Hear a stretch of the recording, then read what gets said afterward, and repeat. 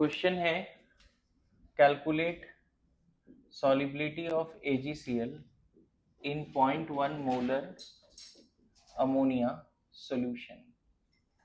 ठीक है, KSP given है 1.8 इंटू 10⁻⁻10 और KF ना इसका गिवन है +1 कितना है 1.7 इंटू 10⁻7। अब ट्राई करो एक बार, देखो मैंने डेटा थोड़ा चेंज कर दिया। ठीक है, करो ट्राई। ठीक है, तो सॉल्व करें इसको। देखो ऑड आयन के प्रेजेंस में बोर्ड पे एक क्वेश्चन है बच्चे, calculate solubility of AgCl in 0.1 molar ammonia solution. बहुत ही फेमस क्वेश्चन है, आप कहीं भी सर्च करोगे यही डेटा मिलेगा। ठीक है, अलग डेटा नहीं मिलेगा।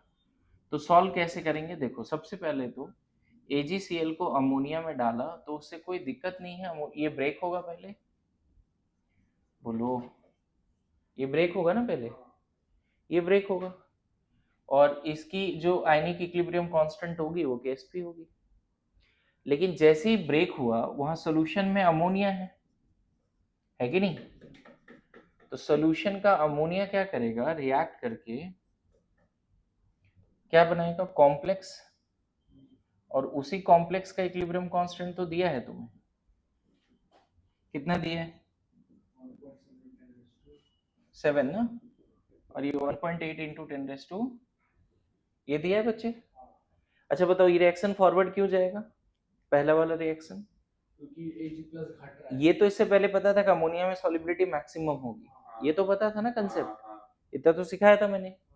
अमोनिया में सॉलिबिलिटी मैक्सिमम होगी। दो स्टेप में सॉल्व करो। स्टेप 1 क्या है देखो, और स्टेप वाइज इसलिए लिख देता हूँ क्योंकि आपको स्टेप्स याद रहनी चाहिए। तो मुझे बताओ ये दोनों अगर साथ में हो जाए, दोनों साथ में हो जाए तो हमें कौन सा इक्वेशन लिखना चाहिए? ये और ये कैंसिल होगा, क्या लिखना चाहिए? AgCl solid twice of, simultaneous equilibrium का कंसेप्ट लगा रहे हैं। जब ये दोनों इक्विलिब्रियम में आया होगा तो यहाँ के लिए Ag प्लस और यहाँ के Ag प्लस सेम होगा। अरे यस नो।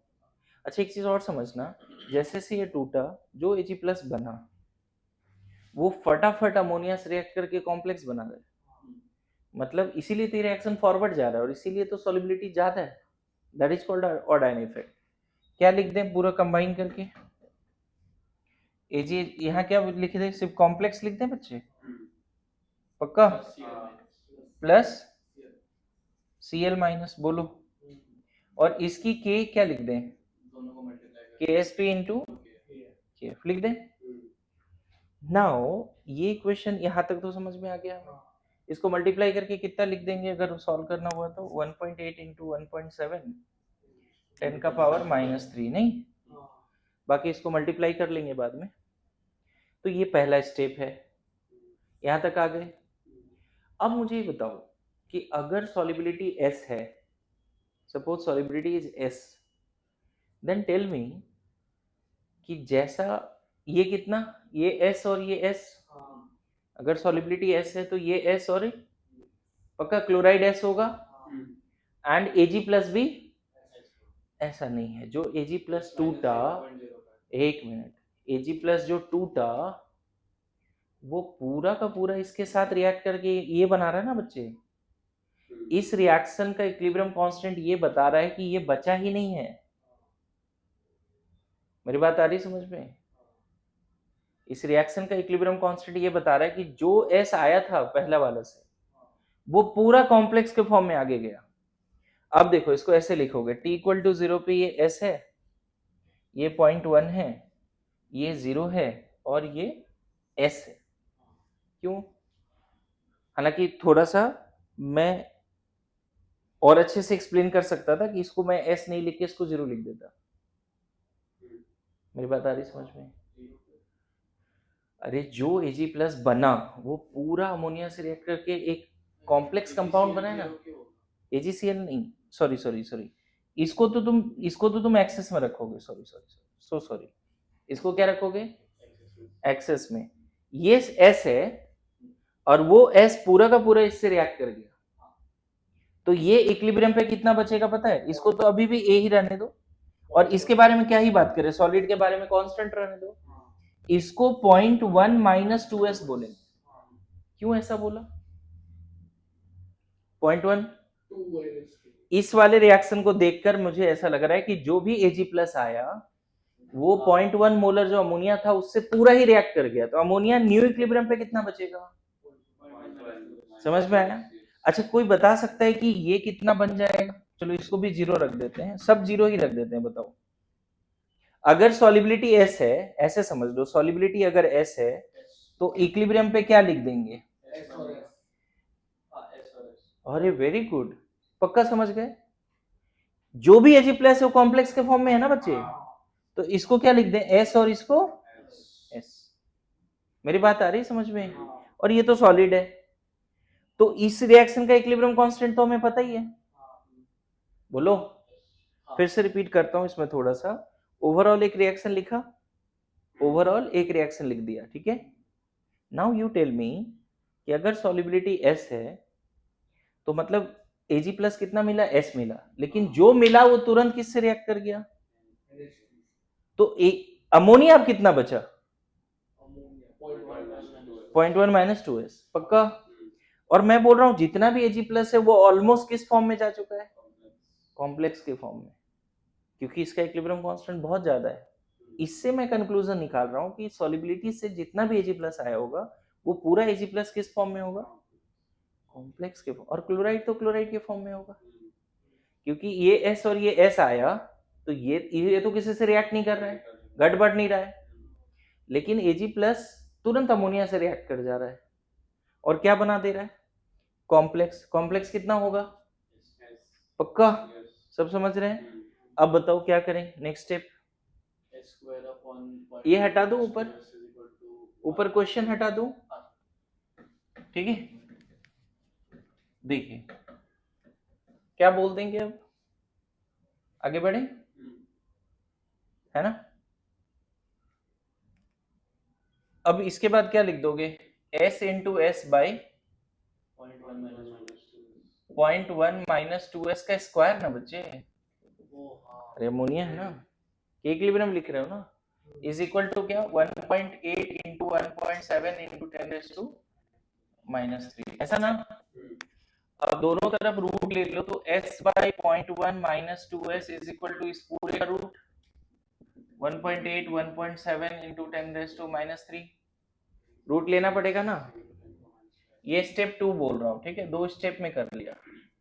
स्टेप 1 में ये सब लिखा, ये लास्ट वाला पार्ट भी स्टेप 2 का ही। यहाँ रूट लोगे और फिर सॉल्व करोगे, कितना आ जाएगा?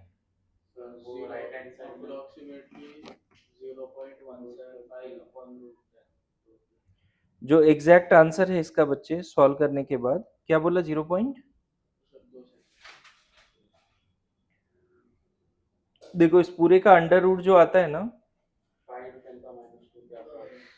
s by 0.1 minus 2s is equal to 0.05, exact जो आता है 553 आता है, अंडर रूट लेना पड़ेगा इसका, है ना। यहाँ से तो लग रहा है 1.7 बाहर आ जाएगा, लेकिन 10⁻³ रहेगा जिसका रूट लेना थोड़ा दिक्कत वाली बात है।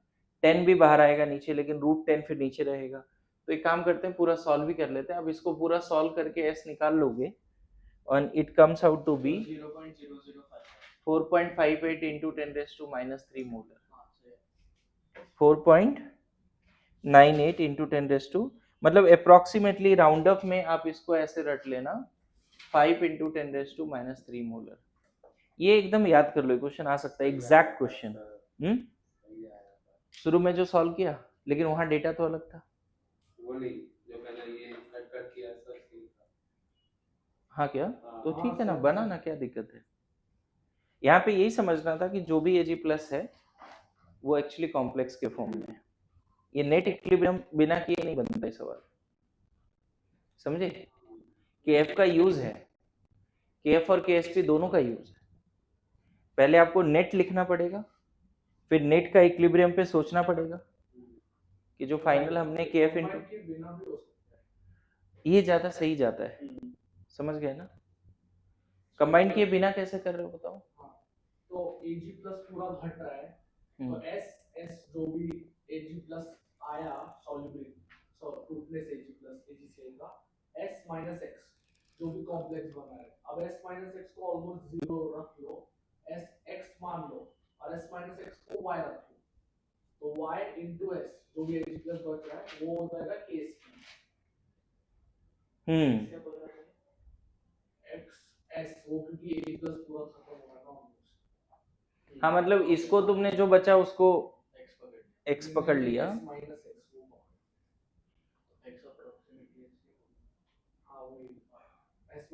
नहीं इसका जैसे अगर x गया तो इसका x बाई 2 जाएगा ना, अगर इसका x गया। AgCl तो सॉलिड है, AgCl तो सॉलिड है, Ag प्लस S है पहले, ठीक है, तुमने उसको S माइनस एक्स लिखा, तो इसको 0.1 माइनस 2x लिखना पड़ेगा, मतलब कहीं ना कहीं दोनों अलग अलग यूज किया लेकिन आ रहा है यही ना। कंबाइन करके करो, जहां भी सॉल्यूशन देखोगे कंबाइन करके दिया है, सेपरेट करना कोई दिक्कत वाली बात नहीं है, लेकिन कंबाइन करके नहीं, ये क्वेश्चन ही ऐसा है, हर जगह पे नहीं करते लेकिन इस क्वेश्चन में करते हैं। और कल जो एक अलग सा क्वेश्चन किया था वो याद है ना, कल वाला क्वेश्चन कि Ag प्लस और क्लोराइड है लेकिन प्रेसिपिटेट ना हो, उसके लिए अमोनिया कितना चाहिए, 0.0445 कुछ आया था। वो क्वेश्चन भी बिना देखे प्रैक्टिस करना चाहिए। दोनों क्वेश्चन जो एडवांस लेवल के लिए अगर कॉम्प्लेक्सेशन का सवाल आया तो इजी हो जाएगा तुम्हारे लिए, ठीक है, कॉम्प्लेक्सेशन का आया तो इजी हो जाएगा। ध्यान में आ रहा है ना क्वेश्चन, ठीक है ठीक है ठीक। चलो आगे बढ़ते हैं, लिखो इंडिकेटर।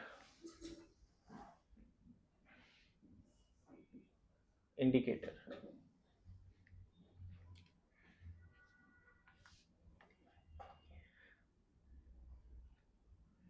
क्या होता है? इंडिकेटर एनी आइडिया बताओ, लिख लो। Indicators are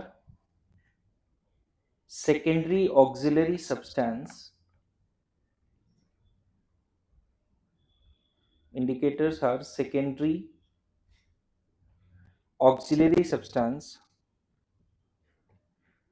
which may be strong, weak organic base or weak organic acid, which may be weak organic base or weak organic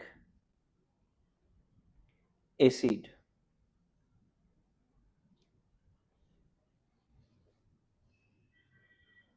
है ना, कॉमा देके लिखो, which changes its color, which changes its color,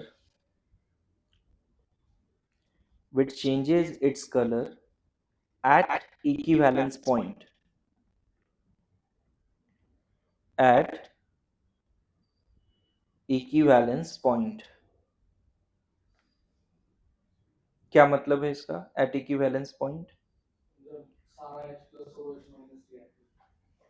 देखो होता क्या है, हमारे पास ना अलग अलग टाइप्स के टाइट्रेशन होते हैं। पहले तो टाइट्रेशन क्या है थोड़ा बहुत आइडिया दें, फिर इंडिकेटर की तरफ जाएंगे। टाइट्रेशन क्या है, तो एक अननोन सब्सटेंस होता है, उसका वॉल्यूम पता होता है ना, वॉल्यूम नोन है, बट यहाँ पे molarity of substance is unknown. समझ में आ रहा है? मोलैरिटी या नॉर्मलिटी बोलो। अच्छा जरूरी नहीं है कि यहाँ पे जो अननोन सब्सटेंस है जिसकी मोलैरिटी या नॉर्मलिटी आपको पता करना है वो एसिड ही होगा, वो बेस भी हो सकता है, वो ऑक्सीडाइजिंग एजेंट भी हो सकता है, वो रिड्यूसिंग एजेंट भी हो सकता है, ये कोई अलग तरह का कंपाउंड हो सकता है। तो इस अननोन सब्सटेंस की मोलैरिटी या नॉर्मलिटी को पता करने के लिए, है ना, हम क्या करते हैं, ब्यूरेट में एक स्टैंडर्ड सॉल्यूशन रखते हैं, स्टैंडर्ड सॉल्यूशन ऑफ, है ना, नोन सब्सटेंस। मोलैरिटी या नॉर्मलिटी इसका पता होता है। समझ में आया? अब देखो डिपेंड करता है, अगर यहाँ पे ऑक्सीडाइजिंग एजेंट है, रिड्यूसिंग एजेंट है, यहाँ एसिड है, यहाँ बेस है, तो होता क्या है कि अगर यहाँ ऑक्सीडाइजिंग एजेंट है तो ऊपर हम रिड्यूसिंग एजेंट लेंगे, अगर यहाँ रिड्यूसिंग एजेंट है तो ऊपर हम ऑक्सीडाइज, यहाँ एसिड है तो ऊपर बेस लेंगे, यहाँ पे बेस है तो ऊपर, तो बेसिकली बहुत तरह के टाइप्स होते हैं, लेकिन पहला हम बोल सकते हैं ऑक्सीडेशन रिडक्शन टाइप टाइट्रेशन। बहुत डिटेल में पढ़ सकते हैं इसको, लेकिन अभी इंडिकेटर पॉइंट ऑफ व्यू से पढ़ा रहा हूँ। टाइट्रेशन या वॉल्यूमेट्रिक एनालिसिस अलग ही टॉपिक है, बहुत डिटेल में पढ़ते हैं, अभी सिर्फ उसमें इंडिकेटर का क्या यूज है उस पर बात कर लेते हैं। दूसरा क्या बोल सकते हैं, एसिड बेस टाइट्रेशन। समझ में आ रहा है? और अभी तक ज्यादातर हमने आयनिक इक्विलिब्रियम में हम एसिड बेस टाइट्रेशन का बात करेंगे। बहुत बार क्या होता है पता है, जो ऑक्सीडाइजिंग एजेंट है ना, पता चलता है उसका खुद का अपना कलर है, बात समझना। तो जैसे ही वो खत्म हो जाएगा कलरलेस हो जाएगा सोल्यूशन, तो बाहर से इंडिकेटर का जरूरत भी नहीं पड़ेगा। लेकिन एसिड बेस का अपना कोई कलर पर्टिकुलरली होता नहीं, तो यहाँ अगर एसिड है और ऊपर बेस हम डाल रहे हैं तो न्यूट्रलाइजेशन चल रहा है, जैसे ही जो पहले से एसिड वो खत्म होगा तो उस समय हमें इसको रोकना पड़ता है, यहाँ स्टॉपर लगा होता है कि नहीं, हाथ से इसको धीरे धीरे ड्रॉप बाय ड्रॉप डालते हैं, स्टॉपर लगा होता है, तो हमें ना रोकना पड़ता है। अगर तुम्हें इक्विवेलेंस पॉइंट नहीं पता चलेगा, देखो दो तरह की बातें हैं, एक एंड पॉइंट है, कि इक्विवेलेंस पॉइंट है, कुछ कुछ टर्म है यहाँ पे जैसे टाइट्रेंट, टाइट्रेंट, टाइट्रेट, क्या है बताओ, एनी आइडिया टाइट्रेंट क्या है? टाइट्रेट नीचे वाला होता है, टाइट्रेंट, टाइट्रेट यहाँ पे जो अननोन सब्सटेंस है जिसकी मोलरिटी निकालनी है वो टाइट्रेंट है ना, और जो नोन सब्सटेंस है, यहाँ पे भी पता है जो स्टैंडर्ड सोल्यूशन होते हैं ना, उसमें भी एक बार पढ़ना प्राइमरी स्टैंडर्ड सोल्यूशन क्या होता है, सेकेंडरी स्टैंडर्ड सोल्यूशन क्या होता है। हाँ, तो मैं यहाँ पे वो होमवर्क देता हूँ कि प्राइमरी स्टैंडर्ड सोल्यूशन क्या है उसको पढ़ के आना है, उसकी एग्जाम्पल रटनी है, जो एडवांस में काम आएगा। सेकेंडरी स्टैंडर्ड सोल्यूशन क्या है लिख के रखना है इसको, चलो इतना लिखो पहले, सेकेंडरी स्टैंडर्ड सोल्यूशन क्या है उसको भी याद करना है।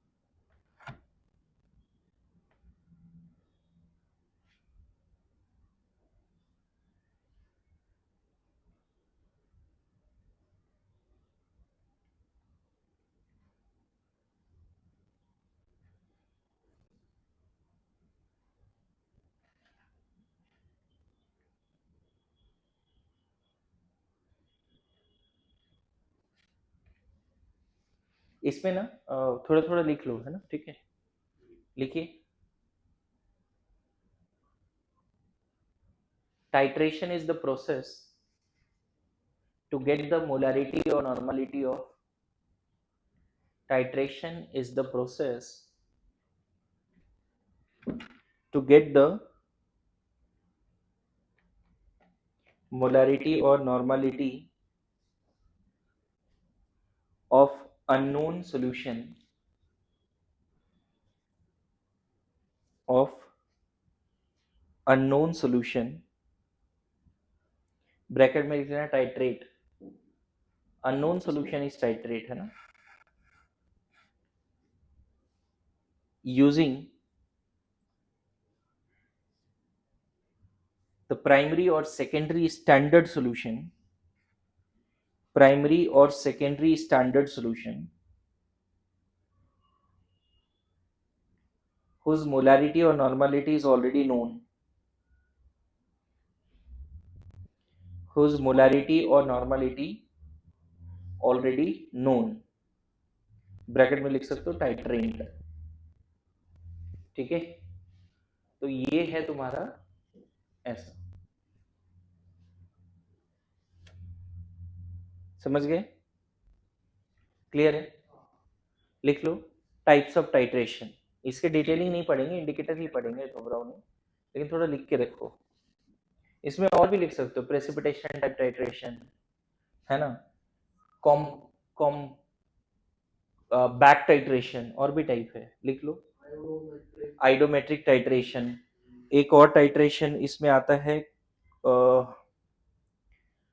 कॉम्प्लेक्सोमेट्रिक टाइट्रेशन, कॉम्प्लेक्सोमेट्रिक टाइट्रेशन लिख के रखेंगे, चलो एडवांस के लिए सब जरूरत है। क्या लिखा? रेडॉक्स टाइप, इसको इसको ना तुम रेडॉक्स टाइप भी बोल सकते हो, समझिए, redox type, redox type titration, acid base titration, फिर क्या लिखा? प्रेसिपिटेशन टाइट्रेशन, फिर आइडोमेट्रिक बोल दिया, बैक टाइट्रेशन भी बोल सकते हो, और एक लिख लो कॉम्प्लेक्सोमेट्रिक टाइट्रेशन, कॉम्प्लेक्सोमेट्रिक टाइट्रेशन। ये सब पार्ट ना एनालिटिकल केमिस्ट्री में आता है, समझे ना, नॉर्मल ऑर्गेनिक फिजिकल इनऑर्गेनिक में नहीं आता है, एनालिटिकल केमिस्ट्री बोलते हैं उसको। अभी अभी धीरे धीरे ना जेई मेंस और एडवांस का थोड़ा सा इंक्लिनेशन एनालिटिकल केमिस्ट्री की तरफ भी जाता है, क्योंकि अभी देखोगे तो कैटायन एनायन का टेस्ट वो सब बहुत जेई मेंस में भी डाल दिया, पहले सिर्फ एडवांस में हुआ करता था, अभी जेई मेंस में भी कुछ कुछ सेलेक्टेड कैटायन है, कुछ एनायन है जिसकी टेस्ट था वो जो आपने बनाया था, हाँ NCERT के highlighted वाला। बिल्कुल बिल्कुल, है ना, वो भी भेजने वाला हूँ मैं, लिख लो यहाँ पे। इन सच titration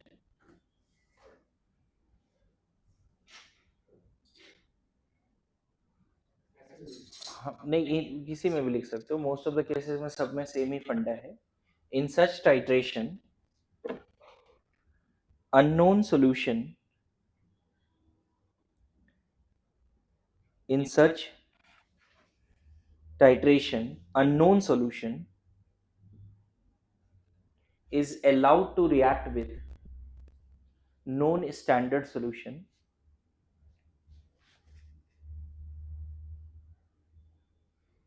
in such titration unknown solution is allowed to react with standard known solution, and we are very much interested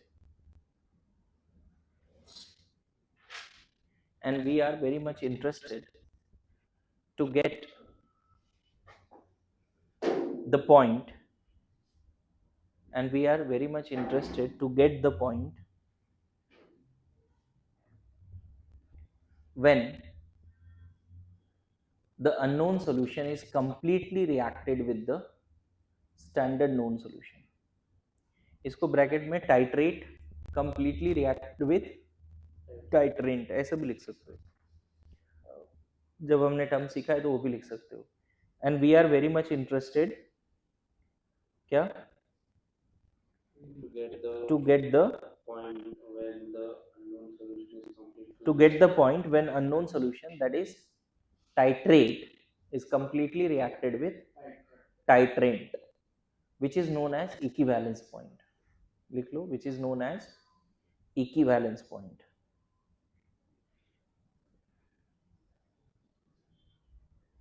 which is known as equivalence point, which is known as equivalence point, लिखो। sometimes equivalence point can be obtained, sometimes equivalence point can be obtained without the help of any indicator,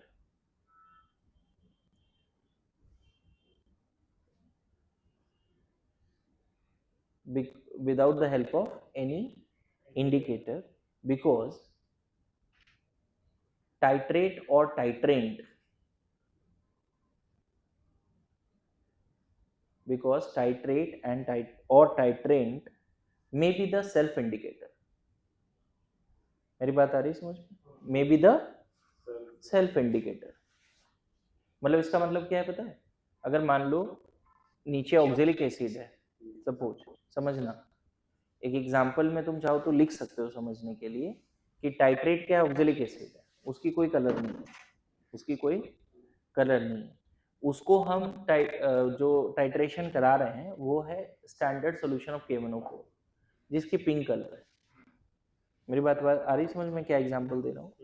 ऊपर जो burette में है वो pink colour है और नीचे जो सॉल्यूशन है वो ऑक्जेलिक एसिड है, दैट इज रिड्यूसिंग एजेंट, और ऊपर जो KMnO4 है वो पिंक इन कलर है, that is oxidising agent. Oxalic acid colourless.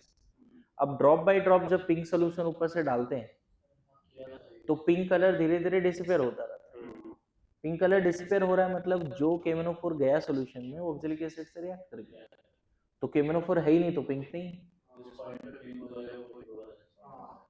नहीं, वो पॉइंट इक्विवेलेंस नहीं होगा, वही समझना है। उसके जस्ट पहले तो धीरे धीरे ड्रॉप बाय ड्रॉप ऊपर से पिंक सॉल्यूशन डाल रहे हो, KMnO4 डाल रहे हो, नीचे कलरलेस सॉल्यूशन है ऑक्जेलिक एसिड का, ऑक्सीडेशन रिडक्शन चल रहा है।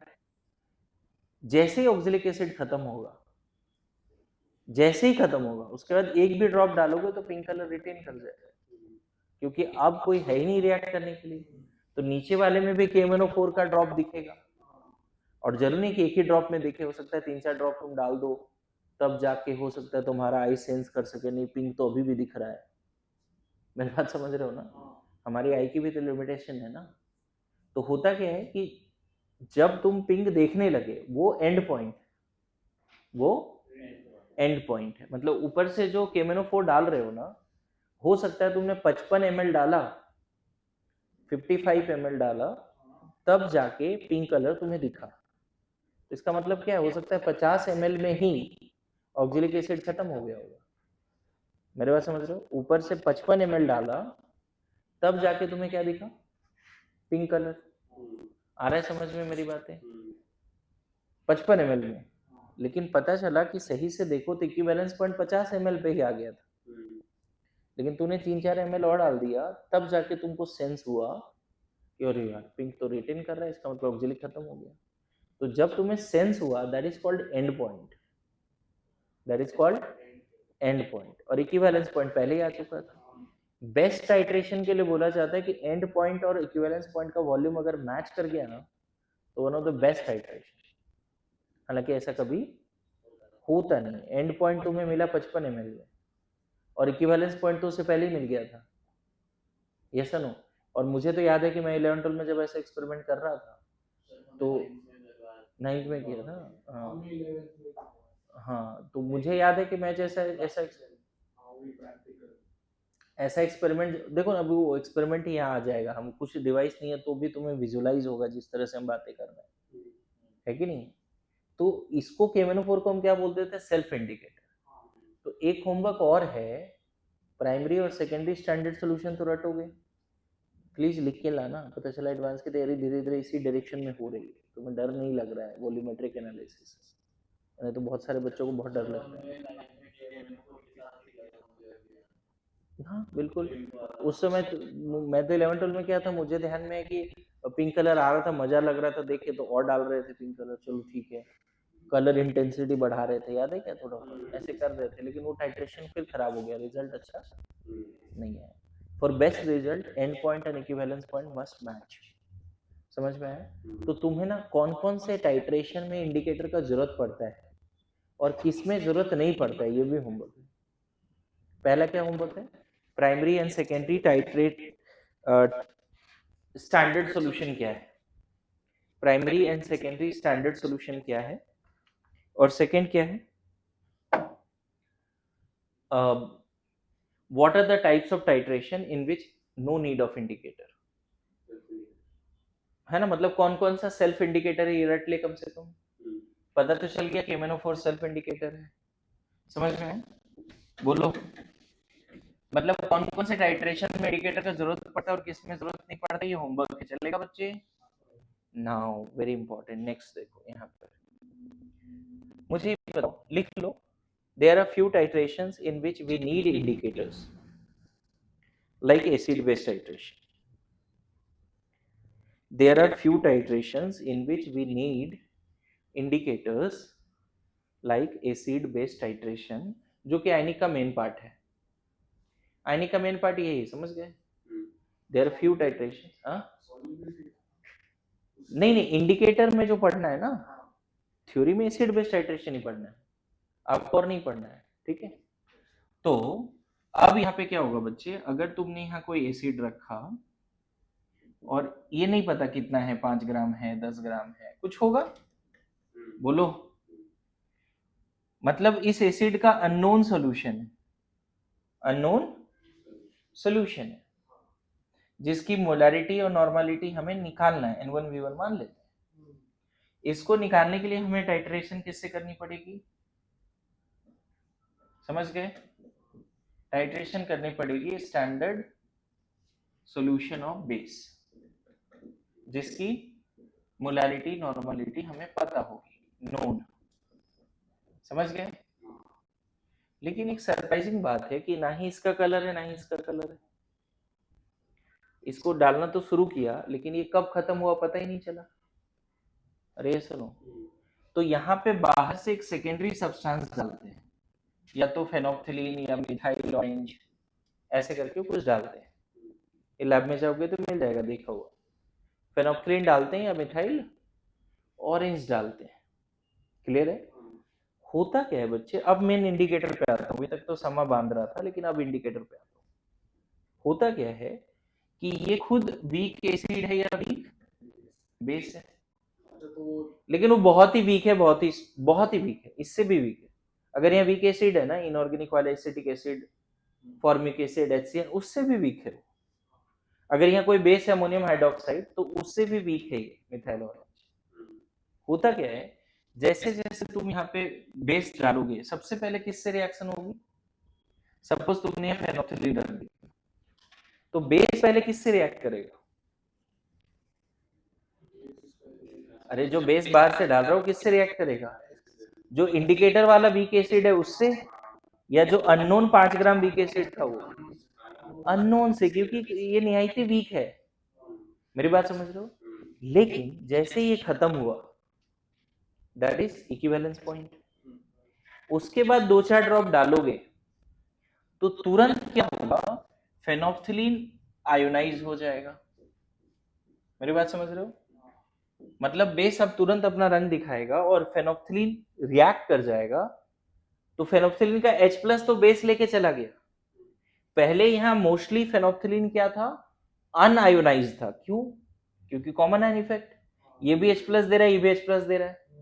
इसको मत सीन में रखो, बताओ इस सीन में फेनोप्थिलीन आयोनाइज्ड होगा या अनआयोनाइज्ड होगा? अनआयोनाइज्ड होगा। ये तो ऐसे भी बहुत ही वीक है ना, और ऊपर से एसिड में पड़ा हुआ है, तो ये टूटेगा ही नहीं। जैसे ही तुम बेस डालना शुरू करोगे, ये वाला एसिड खत्म हो गया, उसके बाद भी बेस 1-2 ड्रॉप डाल रहे हो, तुरंत वो बेस किससे रिएक्ट करेगा? जो अनआयोनाइज्ड फेनोप्थिलीन है। और ऐसा देखा जाता है कि अनआयोनाइज्ड कलरलेस है, लेकिन ये पिंक इन कलर है। मेरे बात समझ रहे हो? फिर से मान लो 50 ml डाला, ही खत्म हो गया, फिर से वही थ्योरी चल रही है। जैसे 2-4 ड्रॉप और डाला है ना, 55 ड्रॉप डाला, तब जाके एंड पॉइंट दिखा। मतलब उस समय आपको क्या दिखा बच्चे? कि यार आयोनाइज्ड फेनोप्थिलीन आ गया होगा, तभी तो। इंडिकेटर का खासियत क्या है पता है? इंडिकेटर का जो अनआयोनाइज्ड फॉर्म है वो या तो कलरलेस होगा या कलर 1 होगा, और जो आयोनाइज्ड फॉर्म है उसका कलर 2 या कलरलेस है। ऐसा, मेरी बात समझ रहे हो? तो एसिड बेस्ड टाइट्रेशन में अगर हम फेनोप्थिलीन यूज करें, तो जैसे ही जो अननोन एसिड है वो खत्म होगा, ये 5 ग्राम तो हमें पता भी नहीं हो, निकालना पड़ेगा ना बच्चे। नहीं पता ना हमें कितना ग्राम है, मोलारिटी निकलेगा तो वॉल्यूम से मल्टीप्लाई करके निकालेंगे, अननोन है ये। अरे सुनो, इस पूरे सॉल्यूशन में 5 ग्राम एसिड है, 10 ग्राम एसिड हो, कैसे पता चलेगा? पहले हम एसिड का मोलारिटी निकालेंगे या नॉर्मलिटी निकालेंगे, फिर वॉल्यूम से मल्टीप्लाई करेंगे, उसका मोल मिलेगा, ये इक्विवेलेंस मिलेगा, फिर मास से मल्टीप्लाई करेंगे, मोलर मास। अरे सुनो, तो मान लो 50 ml में एसिड खत्म हो गया, लेकिन 2-4 ml और डाला तुमने, उसके बाद जैसे ही 2-4 ml डाला, तुरंत ये बना और वहां कलर आ गया। समझ में आ रहा है? हाँ, पक्का? तो इंडिकेटर हमेशा जो स्टैंडर्ड सॉल्यूशन है उससे रिएक्ट करता है, मेरी बात समझ रहे हो? या जो अननोन सॉल्यूशन है उससे भी रिएक्ट कर सकता है। मुझे लगता है कि इसके प्रेजेंस में अनआयोनाइज्ड है, तो हम बोलेंगे ना कि इससे भी रिएक्ट ही किया तभी अनआयोनाइज्ड है। और बाद में वो कलर पिंक इन कलर हुआ, क्यों हुआ? क्योंकि वो स्टैंडर्ड सॉल्यूशन से रिएक्ट कर रहा है। मेरी बातें आ रही समझ में? तो लिखना शुरू कीजिए।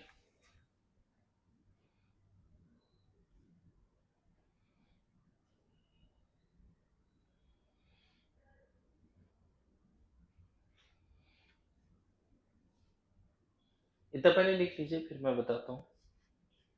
Generally in acid base titration there are two types of indicators. अब लिखो, generally in acid base titration there are two types of indicator, acidic indicator and basic indicator. Generally in acid base titration there are two types of indicator, acidic indicator and basic indicator.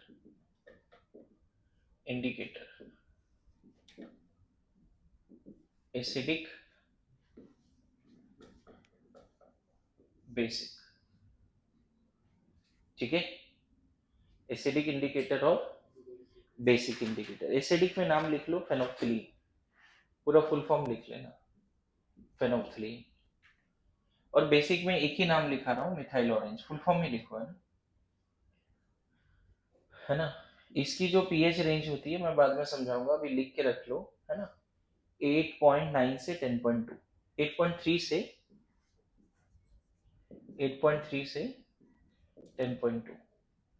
और methyl orange की जो pH range होती है, pH range है ना, that will be 3.5 से 3.3 to 4.5। एक और बात यहाँ पे लिख लेना कि फेनोक्सिलीन अगर किसी सॉल्यूशन में अनआयोनाइज्ड है तो कलरलेस है, और ये पिंक इन कलर है ना? मिथाइल ऑरेंज अगर किसी सॉल्यूशन में है, OH माइनस दे रहा है, बेसिक इंडिकेटर है ना? मिथाइल ऑरेंज का भी ना बहुत कॉम्प्लेक्स स्ट्रक्चर है, ऐसा समझ, ठीक है? ये ऐसा सिंबल दे दिया है, लेकिन अगर इसका स्ट्रक्चर देखोगे तो बहुत कॉम्प्लेक्स ऑर्गेनिक कंपाउंड है। सर बट बस मिथाइल, ये मिथाइल नहीं है एक्चुअली, वो कॉम्प्लेक्स ऑर्गेनिक नाम है शॉर्ट फॉर्म में। ये भी फेनोक्सिलीन, ये फेनाइल नहीं है, ये नहीं समझना। अगर मैं इसका स्ट्रक्चर ड्रॉ करूँ तो बहुत बड़ा सा स्ट्रक्चर होगा इस पार्ट का, नाम है बस इस तरह से फेनोक्सिलीन, ठीक है? सर अगर एक काम करो, इसका एग्जैक्ट स्ट्रक्चर सर्च करो, चलो ये होमवर्क ले लो कि मिथाइल ऑरेंज एंड फेनोक्सिलीन का एग्जैक्ट स्ट्रक्चर। इसमें मिथाइल है तो इसका नाम मिथाइल ऑरेंज क्यों है? कॉमन नेम है, ऐसा एक्चुअल नेम नहीं है ना। ये ना बच्चे, अनआयोनाइज्ड जो है ऑरेंज होता है, और ये आयोनाइज्ड येलो होता है। पता है, ये नॉर्मल पार्ट होगा तो कलर इंपार्ट करने की एबिलिटी ही नहीं होगी। ये कुछ ऐसा पार्ट है जो विजिबल रीजन से कलर एब्जॉर्ब करके येलो कलर छोड़ रहा है, ऐसा, मेरे पास समझ रहे हो? ये ऐसा कॉम्प्लेक्स पार्ट है जो येलो कलर इंपार्ट कर रहा है, मतलब उस पर जो लाइट गिरा, येलो का कॉम्प्लीमेंट्री उसने एब्जॉर्ब कर लिया। उसी तरह से ये ऐसा कॉम्प्लेक्स पार्ट है जो सब लाइट गिरा सबको एब्जॉर्ब करा, पिंक को नहीं कर रहा है बस। तो ये नॉर्मल पीएच माइनस मतलब बेंजीन पे नेगेटिव नहीं है, और ये CH3 प्लस नहीं है। समझ में आ रहा है? नाउ लिखो, ऑसवाल्ड थ्योरी ऑफ इंडिकेटर, उसी टाइप का है, लिख लेंगे, Ostwald theory of indicator, Ostwald theory of indicator. लिखो, indicators are weak electrolyte, that is weak acid और वीक बेस,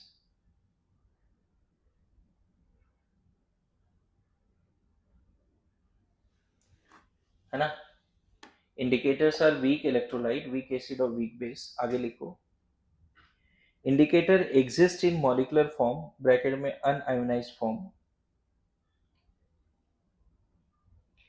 ऑसवाल्ड ने ये बातें बोली कि इंडिकेटर्स आर वीक एसिड और वीक बेस, मतलब वीक इलेक्ट्रोलाइट। दूसरी बातें ऑसवाल्ड ने क्या बोली कि indicators exist in molecular form bracket में unionised bracket close as well as ionic form bracket में आयोनाइज्ड। लिख लो थ्योरी अच्छे से बच्चे, ये जल्दी बहुत काम देगा ना, अच्छे से लिख लो, ठीक है। Molecular form as well as ionic form bracket में ionized form in solution,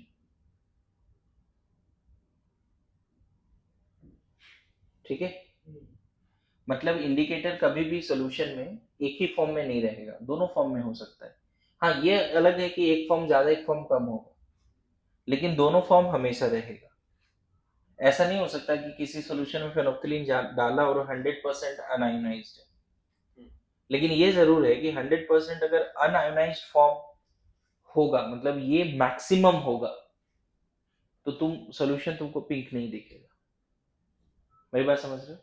अच्छा, इस केस में भी अगर किसी सॉल्यूशन में ये डाला और इसकी कॉन्सेंट्रेशन बहुत ज्यादा है, मतलब मान लो ये 1 है और ये 0.00001 है, तो आपको ऑरेंज ही दिखेगा। मेरी बात आ रही समझ में? लेकिन डिपेंड्स ऑन कि तुम कौन सा टाइट्रेंट यूज कर रहे हो, उसके बाद हो सकता है ये बढ़ जाए, ये घट जाए, ऐसा हो सकता है। किसी पर्टिकुलर मीडियम में, एसिडिक मीडियम में ऐसे समझो, एसिडिक मीडियम हो सकता है ये फॉर्म डोमिनेटिंग हो, बेसिक मीडियम में ये फॉर्म डोमिनेट, ऐसे चलता है। जैसे यहाँ तो बाय डिफॉल्ट तुम बोलोगे कि एसिडिक फॉर्म में ये डोमिनेटिंग होगा क्योंकि रिएक्शन बैक हो जाएगी। फेनोक्सिलिन एसिडिक मीडियम में कैसा होगा, अगर कोई बोले तो क्या बोलेंगे? कलरलेस। और वही फेनोक्सिलिन बेसिक मीडियम में कैसा होगा? अगर पहले से बेस और फेनोक्सिलिन है तो कैसा होगा? पिंक। उसी तरह से मिथाइल ऑरेंज एसिडिक मीडियम में कैसा होगा? येलो। फॉरवर्ड जाएगा, अरे वो H- जो निकला वो H प्लस से रिएक्ट कर गया। और बेसिक मीडियम में, तो ये इंपॉर्टेंट बात है ना, दोनों फॉर्म सॉल्यूशन में है तभी तो वो बन रहा है ना। किसी कंडीशन में एक फॉर्म ज्यादा होगा एक फॉर्म कम होगा, लेकिन फेनोक्सिलिन इंडिकेटर के पास ये पावर है कि दोनों फॉर्म वो ला सकता है, unionised as well as ionised. लिख लो, if concentration of molecular form is more than concentration of ionic form, if concentration of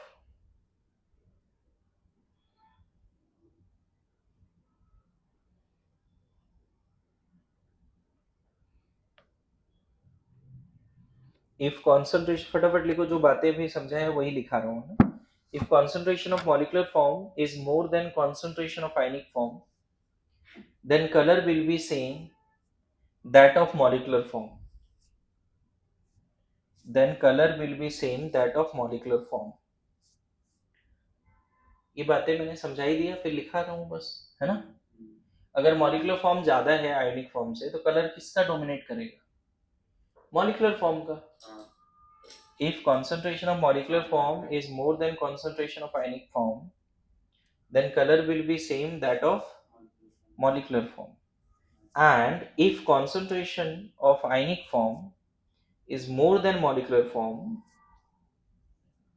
same line दोबारा रिपीट कर रहा हूँ, and if concentration of ionic form is more than molecular form, then color will be same that of ionic form.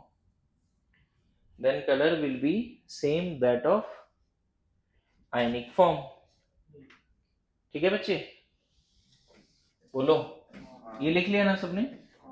अभी मैं यहाँ दो तरह की बातें बताऊंगा, ध्यान देना। एक होता है टाइट्रेशन की पीएच की रेंज, फोकस करना। अभी बेस बना रहा हूँ लोगों का, मैं सच में बोलूं, मेरा आदत है पहले बेस बना, और अभी उसी पे चल रहा है। डायरेक्टली मैं ऐसा नहीं बोल रहा हूँ देखो टाइट्रेशन का ये रेंज है, पीएच का ये रेंज है, इसलिए ये suitable.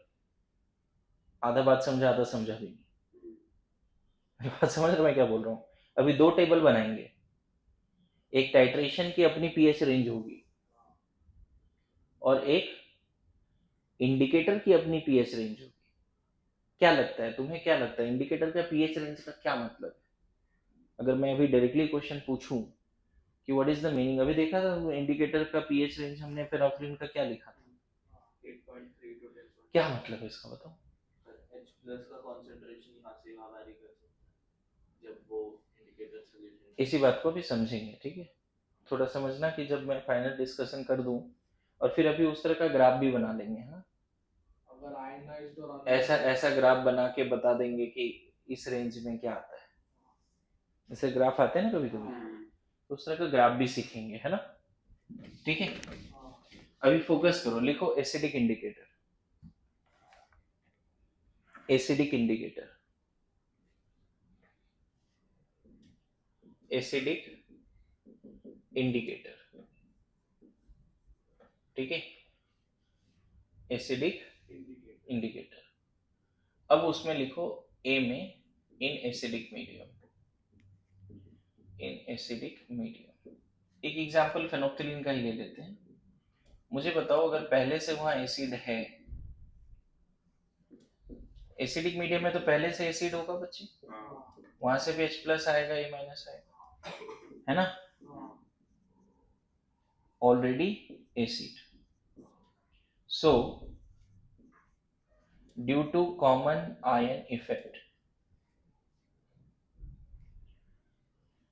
Eight equilibrium, concentration of phenolphthalein हो सकता है बहुत ज्यादा हो पीएच माइनस से, नहीं हो, एंड दैट्स वाई, क्या, दैट्स वाई कलरलेस। कोई बोले एसिडिक इंडिकेटर एसिडिक मीडियम में कौन सा कलर शो करेगा, तो यहां तो बोल दो कि ठीक है कलरलेस होगा, लेकिन तुम्हारा ज्यादा अच्छा ये बोलना होगा अनआयोनाइज्ड वाला कलर शो करेगा, मॉलिक्यूलर फॉर्म का कलर शो करेगा। ये तो एक पर्टिकुलर एग्जांपल देके बता रहा हूँ ना, तो थोड़े जज्बात भी लिख लेना कि any acidic indicator in acidic medium will show the color of unionized form. Any acidic indicator in acidic medium will show the color of unionized form. Will show the color of unionized form. ठीक है, जैसे फेनोक्सिलिन कैसा होगा, colourless, ठीक है। चलो इसी में बी में बनाओ, एसिडिक इंडिकेटर इन बेसिक मीडियम। तो बेसिक मीडियम में वहां OH माइनस पहले से आ चुका है ना, बोलो, बेस वहां पहले से है ना, बेस वॉज देयर ऑलरेडी। अब उसमें फेनोक्सिलिन है, तो फेनोक्सिलिन H plus and pH minus, कहीं ना कहीं OH माइनस और फेनोक्सिलिन का H प्लस रिएक्ट करके वाटर बना देगा। तो due to odd ion effect, due to odd ion effect pH minus concentration is greater than, and that's why solution will be, that's why solution will be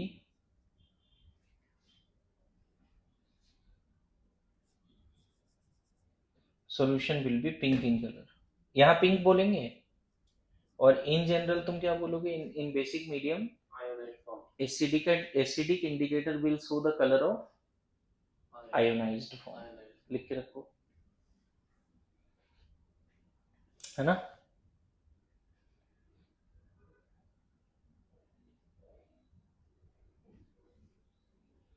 ठीक है,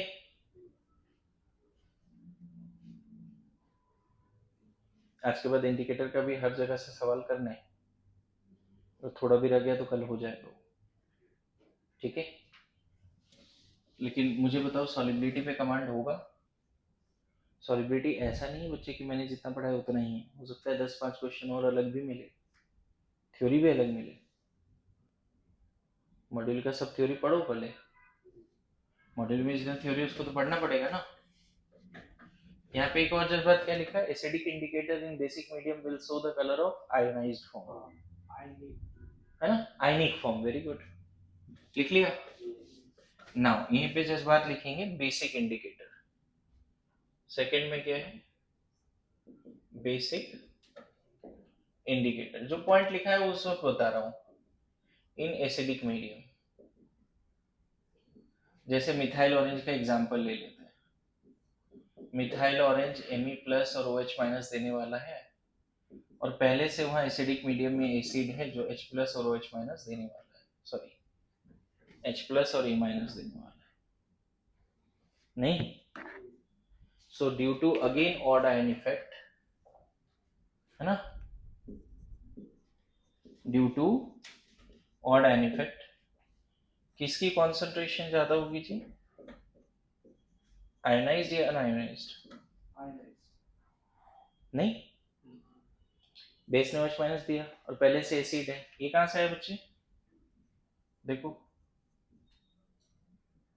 पहले से है, बोलो, ये तो पहले से है ना, मीडियम है, तो यहाँ पे लिख सकते हो येलो, लेकिन थोड़ा जज्बात ये भी लिख लेना कि in basic medium, sorry in acidic medium basic indicator will show colour of ionic form, नहीं? In acidic medium basic indicator will show colour of ionic form. बोलो यहां तक समझ में आया? इसी में चलो बी पार्ट बोल दो, बेसिक मीडियम, बेसिक इंडिकेटर इन बेसिक मीडियम। बेसिक मीडियम में पहले से OH माइनस आयन आ चुका है, अरे ऐसा नो, पहले से ऑलरेडी बेस was there, नहीं? बेसिक में बेस पहले से, मिथाइल ऑरेंज OH माइनस देना तो चाहता है लेकिन बेस पहले से है, so due to common ion effect MeOH की कॉन्सेंट्रेशन बहुत ज्यादा होगी Me प्लस से, ठीक है?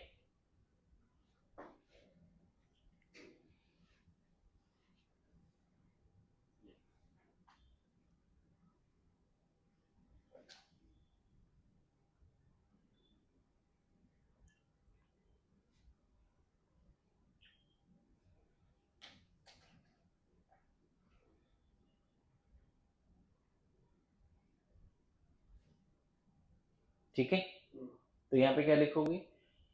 Basic indicator in basic medium will show the colour of un-ionised form, है ना? क्या? मॉलिक्यूलर फॉर्म, चलेगा यहाँ तक? अब देखो आगे बात करें, नाउ लिखो पीएच रेंज या pH of acidic indicator, pH of acidic indicator. अब थोड़ा पीएच रेंज की भी बात कर लेंगे हम लोग, ठीक है? पीएच ऑफ, हाँ ले लो, पीएच ऑफ एसिडिक इंडिकेटर। देखो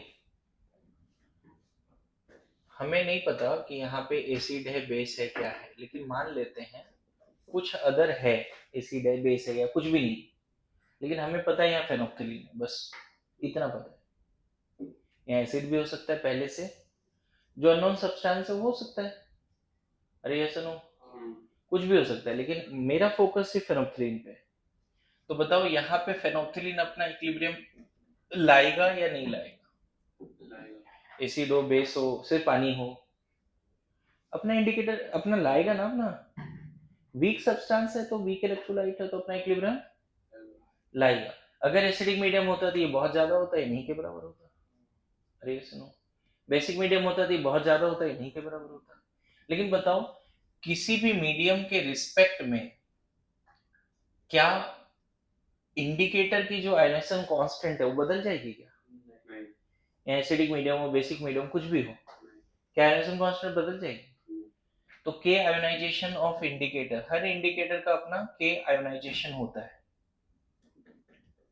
इंडिकेटर चलेगा, पूरा ही लिख देता हूं, that is equal to how much at equilibrium H plus pH minus, buffer का याद दिलाएगा, देखो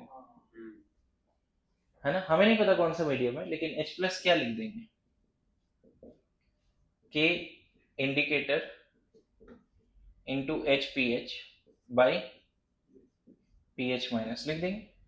डायरेक्ट PH क्या लिख दूं, PK इंडिकेटर, बोलो, PK indicator plus log of, यहाँ आयोनाइज्ड ऊपर आ जाएगा, अनआयोनाइज्ड नीचे आ जाएगा, समझे? थोड़ा सा मैंने 2 स्टेप बंक कर दिया, चलेगा? माइनस ऑफ लॉग दिस होता है ना, तो यहाँ माइनस आता है तो उसको अपोजिट करते हैं, बफर जैसा है।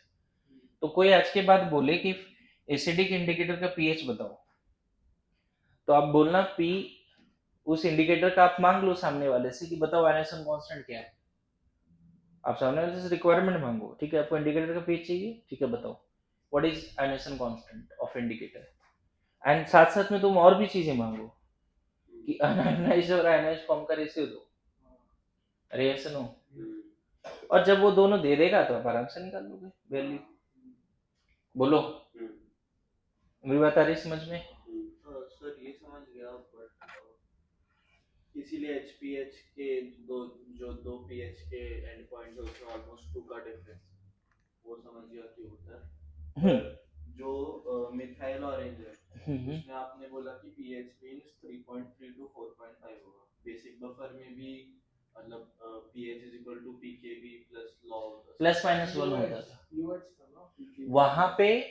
वहां पे प्लस माइनस होता था बफर में, मतलब वो रेशियो 1/10 या 10/1 ये लेते थे बफर में।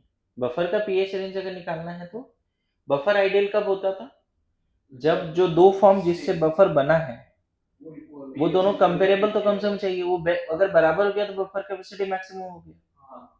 देखो अच्छा सीखा है, रिवाइज अगर और अच्छा होता तो और मजा आता है ना, बहुत लोग इस लेवल पर डिस्कशन भी नहीं कर पाते। बफर का भी याद आ गया और तू डिस्कस करने लगा, इसका मतलब थोड़ा बहुत मेमोरी अच्छा है। अगर वहां पे बफर में 2 कंपोनेंट चाहिए बफर के लिए और दोनों बराबर है तो बेस्ट बफर है, लेकिन दोनों कंपेरेबल है तो भी बेस्ट है। और वहां पे रेंज के लिए हमने क्या बोला, प्लस माइनस 1 बोला था ना, ionised form upon un-ionised form 0.1 और 10 के बीच में तो हाँ वही था। वहां ऐसे नहीं बोलो, वहां बोलो conjugate base and weak acid. Acidic buffer के लिए ऊपर क्या आता था, कंजुगेट बेस और नीचे वीक एसिड। ये भी एसिडिक बफर जैसा ही है, देखो ना, ऊपर आ रहा है कंजुगेट बेस और नीचे, हाँ लेकिन वो नहीं मानना है, हम इंडिकेटर का बात कर रहे हैं ना सर। तो ये समझ में आ गया, नहीं बात बच्चे समझो ना, पहले तो इंडिकेटर को हमने किसी मीडियम में रखा है और हम सिर्फ इंडिकेटर के बारे में देख रहे हैं, ओवरऑल वो बफर है क्या है और क्या है अंदर में, कौन सा इक्विलिब्रियम, उसके बारे में बात ही नहीं कर रहे। जस्ट ये वीक एसिड का रिएक्शन है, अदर कौन सा सब्सटेंस बफर जैसा दिख गया Henderson equation, it doesn't mean कि बफर है। बफर एक्शन नहीं है, हाँ बिल्कुल वो नहीं मानना है, बफर एक्शन नहीं है, क्योंकि ये अरे बफर होगा भी तो हम वो डिस्कस कर रहे हैं क्या, हम कौन से इक्विलिब्रियम के बारे में बात कर रहे हैं। अच्छा ये बताओ, ये सॉल्यूशन हमने इस तरह से बनाया कि फेनोक्सिलिन भी डाला, उसका आयनाइज्ड फॉर्म भी डाला, हमने सिर्फ क्या डाला था, फेनोक्सिलिन, और वो एसिडिक बेसिक मीडियम में है, हो सकता है ना कोई मीडियम में होगा या सिर्फ पानी में होगा, मेरी बात समझो। अब यहाँ पे जो इंपॉर्टेंट रेंज वाली बात है वो समझा देता हूँ। अगर ये रेशियो, अगर ये 10 है ये 1 है, तो जनरली हमारा आई जो है ना बोलेगा पिंक है, क्या है, पिंक है। अगर ये 5 है और ये 1 है तो पता नहीं चलेगा पिंक है या कलरलेस है, मेरी बात समझना। ये 10 या उससे ज्यादा हो जाए, मतलब इसका रेशियो 10 या उससे ज्यादा हो जाए तो हमारा आई सेंस करेगा कि पिंक है, मेरी बात समझ रहे हो। अच्छा बताओ, ये 100 है और ये 1 है तो भी क्या लगेगा, पिंक। ये 1000 है ये 1 है तो भी क्या लगेगा, पिंक। ये 10 है और ये 1 है तो भी मैं क्या बोल रहा हूँ, पिंक। ये मान लो 2 है और ये 1 है, हमारा आई सेंस ही नहीं करेगा, हमारा आई सेंस नहीं करेगा, मेरी बात समझ रहे हो। उल्टा, ये 10 है 1 है कलरलेस, ये 100 है ये 1 है कलरलेस, ये 1000 है ये 1 है कलरलेस। ये 2 है, ये 1 है, समझ रहे हो ना? अगर पीएच रेंज का बात करें, पीएच रेंज ऑफ, एक मिनट, पीएच रेंज ऑफ फेनोक्सिलिन का अगर बात करें, पता है ये दोनों का अगर रेशियो ना, हालांकि इससे थोड़ा अलग होता है, लेकिन जनरली मैं बोलता हूं कि अगर ये 0.1 और 10 के बीच में है ना, तो तुम बता नहीं पाओगे सोल्यूशन कलर्ड है या कलरलेस है। मेरी बात समझ रहे हो? इस बीच में बोल ही नहीं पाओगे, तो दिक्कत आती है आपको बोलने में। तो यहाँ पे अगर तुमने 1/10 रखा तो बोलेंगे कलरलेस, 1/1000 रखा कलरलेस, 1/100 रखा कलरलेस, 1/10,000 रखा कलरलेस, लेकिन 1/2 रख दिया, इसके बीच में रखोगे तो फंस जाओगे, तुम्हारा आयो इतना सेंसिटिव नहीं है। तो यहाँ पे जो पीएच रेंज होता है उस फॉर्मूला के हिसाब से पी के इंडिकेटर है ना ±1 होगा। लेकिन एक्चुअल में एक्सपेरिमेंट क्या आया, एक्सपेरिमेंट एक्चुअल में क्या आया,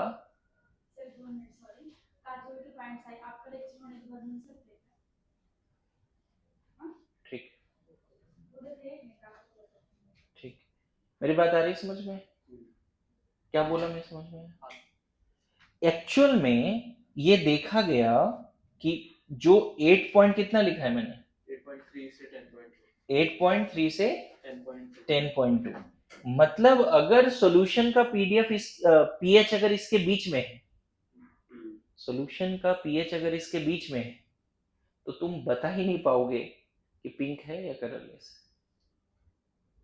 मेरी बात आई समझ में? ये नया बात सीखो। ये रेंज का मतलब ये होता है कि इससे कम में कलरलेस, इससे कम में अरे अनआयनाइज्ड फॉर्म होगा ना लोअर पीएच पे, और इससे ज्यादा में पिंक इन कलर। हालांकि देखो एक्चुअल में फेनोक्सिलिन का जब डेटा वगैरह पुट करेंगे, फेनोक्सिलिन का जब डेटा पुट करेंगे तो जरूरी नहीं कि एग्जैक्टली 0.1 और 1/10 लेंगे, वो तो रिसर्च करके आता है ना बच्चे, इसीलिए यहाँ पे ऐसा वैल्यू आया। अलग अलग एसिडिक इंडिकेटर के लिए हर जगह पे ये मान सकते हो, मतलब आइडियली अगर कोई बोले ना कि कब कलरलेस और कब कलर्ड, तो बोलना कि इस बीच में तो नहीं बता सकते, लेकिन इससे अगर कम है तो ये वाला फॉर्म का कलर, इससे ज्यादा है तो आयोनाइज्ड का कलर। और फेनोक्सिलिन के रिसर्च करके ये आया, मतलब यहाँ पे देख फेनोक्सिलिन के लिए अगर नंबर लाइन में लिखते हो कि 8.3 से 10.2, तो मुझे बताओ इस रेंज में फेनोक्सिलिन अगर सॉल्यूशन का पीएच ये है, इसके बीच में है, सॉल्यूशन का पीएच इसके बीच में है, गौर करना, सॉल्यूशन का पीएच अगर इसके बीच में इन द प्रेजेंस ऑफ फेनोक्सिलिन, कौन सा कलर शो करेगा फेनोक्सिलिन? पता ही नहीं चलेगा। नहीं समझ पा रहा है? नहीं समझा, पर then ऐसे कैसे कि अरे यार एक बात बताओ, फेनोक्सिलिन और acid base titration equivalence point पे कुछ ना कुछ तो पीएच होगा इस सॉल्यूशन का। अगर इक्विवेलेंस पॉइंट पे पीएच इसके बीच में लाई करता है तो फेनोक्सिलिन का कलर ही नहीं बता पाओगे। मान लो यहाँ अननोन सब्सटेंस था, उसको टाइट्रेशन कर रहे, इक्विवेलेंस पॉइंट आ गया, इक्विवेलेंस पॉइंट पे अगर पीएच इसके बीच में आ जाता है तो पता ही नहीं चलेगा। इसका मतलब तुमको ये रटना पड़ेगा फेनोक्सिलिन के लिए कि इधर वाला पार्ट जो है, इस वाले पार्ट में HPH की कलर होगी, कलरलेस होगी। समझ में आया? 9.2 से ज्यादा में अरे समझ रहे हैं? और इस वाले पार्ट में पिंक होगी। That is the meaning. Her indicator का जो पीएच रेंज है उसके बीच में उसका कलर बताना मुश्किल है, उससे पहले और उसके बाद आप कलर बता सकते हो। तो नेक्स्ट क्लास में ना बच्चे हम लोग यहाँ से, अभी देखो क्या बचा है मैं बता देता हूँ। अभी हर इंडिकेटर का ग्राफ बचा है, ठीक है, इस तरह का ग्राफ बनाना है, दिख रहा है आपको? ये 3-4 ग्राफ और खत्म। सर और 2-3 पेज बचे हैं, ज्यादा नहीं बचे। सर और एक डाउट था, इसको नेक्स्ट क्लास में डिस्कस करेंगे, डोंट वरी। मतलब 2 बातें बहुत अच्छे से डिस्कस करेंगे नेक्स्ट क्लास में एक तो इंडिकेटर का पीएच रेंज का क्या मतलब है और एक टाइट्रेशन का पीएच रेंज का क्या मतलब है। पता है टाइट्रेशन का भी अपना पीएच रेंज होगा कैसे, इधर इधर सुन टाइट्रेशन का भी पीएच रेंज होगा। क्यों? अगर मान लो अननोन सब्सटेंस एसिड है तो उसकी अपनी एक पीएच होगी शुरू में 2 3 4, बेस डाल रहे हैं इक्विवेलेंस पॉइंट पे वो सॉल्ट बना दिया तो इक्विवेलेंस पॉइंट पे उसका पीएच 3 4 ही रहेगा या बढ़ जाएगा? बढ़ जाएगा ना। तो हर टाइट्रेशन की अपनी एक पीएच रेंज होती है और हर इंडिकेटर की भी अपनी एक पीएच रेंज होती है। अब होमवर्क फिर से देता हूँ कि आप थोड़ा सा रिसर्च करो कि पीएच रेंज ऑफ टाइट्रेशन और पीएच रेंज ऑफ इंडिकेटर का क्या मतलब है। दूसरा ये रिसर्च करना कि किस तरह के टाइट्रेशन में कौन सा इंडिकेटर इंपॉर्टेंट है। जैसे वीक एसिड स्ट्रॉन्ग एसिड का टाइट्रेशन कर रहा है, sorry weak acid strong base का तो क्या, स्ट्रॉन्ग एसिड वीक बेस का तो क्या। मेरी बात आ रही समझ में? जैसे स्ट्रॉन्ग एसिड को वीक बेस से टाइट्रेट कर रहे हैं तो उस केस में कौन सा इंडिकेटर यूज कर सकते हैं, मतलब in what kind of titration, acid based titration, what kind of indicator can be used, ये भी थोड़ा पढ़ के आओ। सर सेल्फ इंडिकेटर का होता है रेंज, जरूरत ही नहीं पड़ता, उस पर रिसर्च ही नहीं होता उस लेवल तो पे। आयोनाइज हो जाते हैं तो एक अनआयोनाइज हो जाता देखो जो ऊपर वाला फॉर्म है उसकी कलर है और वो धीरे धीरे कंज्यूम हो रही है, वहां जरूरत ही नहीं पड़ती रेंज की। एसिड बेस्ड टाइट्रेशन में ही पीएच रेंज का जरूरत पड़ता है और एक अच्छा लेवल आ जाएगा। तुम थोड़ा सा जैसे गाइड करो उसे पढ़ के आओ, तुम्हें ये तो समझ में आया कि इंडिकेटर का एक रेंज हाँ होगा। वो समझ में चलो उसका मीनिंग नहीं समझ, हर इंडिकेटर का एक रेंज होगा, जब मीनिंग समझ में आ गया ना। मुझे बस एक डाउट बोलो बोलो। अभी HPH का जैसे पीएच रेंज 8.3 से 10.2 है, तो फिर ये अच्छा खासा दो इंटीजर्स दो का डिफरेंस दिख रहा दो का है। डिफरेंस दिख रहा है। अगर हम मिथाइल ऑरेंज में देखेंगे तो 3.3 टू 4.5 है ऐसा। वहां 2 का नहीं दिख रहा है डिफरेंस, यही बोल रहा है ना तू। देखो मैं ये बोल रहा हूँ कि आयोनाइज्ड अनआयोनाइज्ड रिसर्च से ये पता चलता है कि हो सकता है मिथाइल ऑरेंज में आयोनाइज्ड 3 है और यहाँ 1 है तो भी आपको कलर दिख जाए। तो रिसर्च का पार्ट है ना बच्चे। तो ये डेटाबेस, हाँ बिल्कुल, कौन सा रेशियो में, हमेशा बोल नहीं सकते कि 0.1, मतलब अगर इन जनरल बात करो तो +-1 बोलना, लेकिन किसी पर्टिकुलर इंडिकेटर में किस रेशियो पे कलर तुम आइडेंटिफाई कर पाओगे, रिसर्च होता है ना बच्चे। वो एवरेज होगा, वो रिसर्च भी होता है ना, बार बार हम ट्राई करके देखते हैं कि नहीं ये रेशियो पे हो जाता है। इसीलिए हर बार तुमको 2 का डिफरेंस नहीं दिखेगा, कभी ज्यादा भी दिख सकता है। तो एक काम करो ना, तुम 4-5 इंडिकेटर एसिड बेस्ड टाइट्रेशन में जो यूज होता है उसका पीएच रेंज भी लिख के लाओ। उसका पीएच रेंज क्या है ऑफिशियली जो डेटा है, और तीसरा ये भी लिख के आओ कि टाइट्रेशन का रेंज क्या क्या है। स्ट्रॉन्ग एसिड स्ट्रॉन्ग बेस के टाइट्रेशन का, जैसे बताओ स्ट्रॉन्ग एसिड स्ट्रॉन्ग बेस के टाइट्रेशन का रेंज क्या होना चाहिए तुम्हारे हिसाब से, मैं बताऊं? अगर स्ट्रॉन्ग एसिड है पहले तो पीएच 1-2 होगा, 1 भी हो सकता है, हो सकता है ना। बेस डाल रहे इक्विवेलेंस पॉइंट तो 7 पे मिल जाएगा, लेकिन उसके बाद एक दो ड्रॉप भी अगर तुमने बेस डाल दिया तो चल 10-11 चला गया। अरे इक्विवेलेंस पॉइंट तो 7 पे आया, लेकिन एक्चुअल में तो रुकता नहीं है ना इक्विवेलेंस पॉइंट पे, 2-4 ड्रॉप और डालते हैं, एंड पॉइंट तक में पता चला पीएच हो गया 13-12, तो रेंज कितना हो गया? 7 से 13। अरे पहले 1-2 था, वो 1 से 13 पहले एसिड था ना, और टाइट्रेशन जब खत्म हुआ तब क्या है सोल्यूशन में, बेस है। इक्विवेलेंस पॉइंट पे 7 है, लेकिन तुम 1 to 7 मत बोलो क्योंकि 7 पे रोक नहीं पाता ना तू टाइट्रेशन को। 1 से 12 12 13 14 डिपेंड्स तुमने कितना एक्स्ट्रा बेस डाल दिया। यस नो 7 सरपास होगा, 7 सरपास होगा। एक लाइन बोलता हूँ, बड़ा अच्छा लाइन, शायद तुम समझ पाओ। किसी भी टाइट्रेशन में वो इंडिकेटर यूज होगा, ध्यान से सुनना, किसी भी टाइट्रेशन में वो इंडिकेटर यूज होगा जो इंडिकेटर के पीएच रेंज को सरपास करेगा। क्योंकि बीच में होगा तो समझेगा नहीं। मेरे बात समझा कुछ? किसी भी टाइट्रेशन में वो इंडिकेटर यूज होगा जो इंडिकेटर के पीएच रेंज को सरपास करेगा। आइए उसकी बात समझ में आ रहा है क्या? बोल।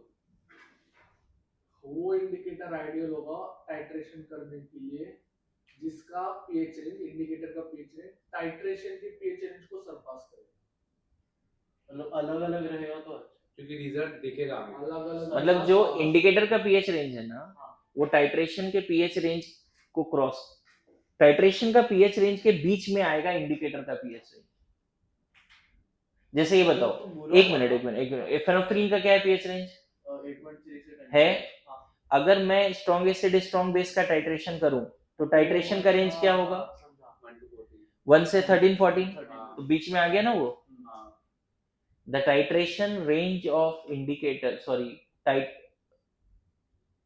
the pH range of titration must surpass the pH range of indicator। पढ़ के आया थोड़ा, ठीक है, मॉड्यूल हर जगह से पढ़ के आया।